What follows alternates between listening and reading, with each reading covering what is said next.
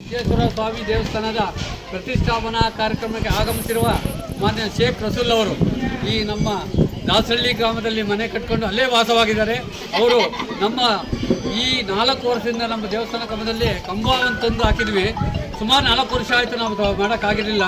ಸುಮಾರು 2-3 ಸಾರಿ ನಾನು ಹೋದಾಗ ಅಲ್ಲಿಗೆ ಸ್ವಾಮಿ ಈ ಥರ ನಮ್ಮ ದೇವಸ್ಥಾನದಲ್ಲಿ ಕಂಬ ನಿಂತು 4 ವರ್ಷ ಆಯಿತು, ಏನಾದರೂ ಮಾಡಿ ಅದಕ್ಕೆ ಒಂದು ಜೀವ ಕಳೆ ಕೊಡಿ, ಅದಕ್ಕೊಂದು ಕೆತ್ತನೆ ಮಾಡಿಸಿ ನಮಗೆ ರೋಸ್ ಕಂಬ ರೆಡಿ ಮಾಡಿ ಒಂದು ಅವಕಾಶ ಮಾಡಿಕೊಡ್ಬೇಕು ಸ್ವಾಮಿ ಅಂತ ಕೇಳ್ಕೊಂಡಾಗ ಹೃತ್ಪೂರ್ವಕವಾಯಿತು. ನಮ್ಮ ತಂದೆಯವ್ರಿಗೊಂದು ಮಾತು ಕೇಳ್ತೀನಿ, ಕೇಳಿ ಒಂದು ಮಾತು ಅದರಂತೆ ನಾನು ನಡ್ಕೊತೀನಪ್ಪ, ದಯವಿಟ್ಟು ಈಗಲೇ ಮಾತು ಕೊಡೋದಿಲ್ಲ ಅಂತಂದರು.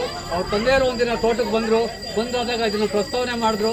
ಆಯ್ತಪ್ಪ, ದೇವ್ರ ಕೆಲಸ ಮಾಡ್ತಿದ್ದೀವಿ, ಒಳ್ಳೇದು, ನೀನೇನು ಬೇಕಾದರೂ ದೇವ್ರ ಕೆಲಸ ಮಾಡಪ್ಪ, ದೇವ್ರು ನಿನಗೆ ಆಶೀರ್ವಾದ ಕೊಡಲಿ ಅಂತ ತಂದೆಯವರು ಮಾತು ತೆಗೆದುಕೊಂಡು ಅವರು ಅದೇನು ಖರ್ಚಾಗುತ್ತೆ ಅಂತೇಳಿ ಕೆತ್ತನೆ ಮಾಡೋದನ್ನು ಕರೆಸಿ ಮಾತಾಡಿ ಅಂತೇಳಿ ಊರಿನ ಗ್ರಾಮಸ್ಥರು 20 ಜನ ಹೋಗಿ ಮನೆ ಹತ್ರ ಮಾತಾಡಿ ಎಲ್ಲ ಆದಮೇಲೆ ಕೆತ್ತನೆ ಮಾಡೋರು ಕೊಡುವಷ್ಟು ಹಣನ 61,000 ರೂಪಾಯಿ ಕೆತ್ತನೆ ಮಾಡೋಕ್ಕೆ ಖರ್ಚಾಗಿದೆ.